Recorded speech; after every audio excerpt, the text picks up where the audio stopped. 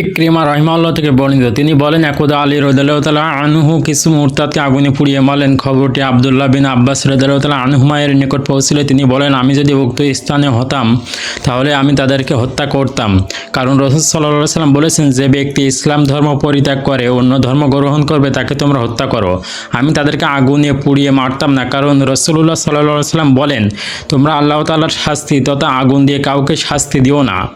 ব্যাপারটি আলী রাদিয়াল্লাহু তাআলা আনহু এর নিকট পৌঁছলে তিনি বলেন, আব্দুল্লাহ বিন আব্বাস সত্য বলেছেন। আবু হুরায়রা রাদিয়াল্লাহু তাআলা আনহু থেকে বর্ণিত, তিনি বলেন, রাসূল সাল্লাল্লাহু আলাইহি ওয়াসাল্লাম আমাদেরকে একদা একটি প্রতিনিধি দলে পাঠিয়ে বললেন, তোমরা যদি অমুক অমুককে পাও তাহলে তোমরা তাদেরকে আগুনে পুড়িয়ে মারবে। অতঃপর আমরা যখন গন্তব্যের পথে রওনা হলাম তখন তিনি আমাদেরকে ডেকে বললেন, আমি তোমাদেরকে ইতিপূর্বে আদেশ করেছিলাম অমুক অমুককে আগুনে পুড়িয়ে মারতে, অথচ আগুন দিয়ে শাস্তি দেওয়ার অধিকার একমাত্র আল্লাহ তাআলাই রাখেন।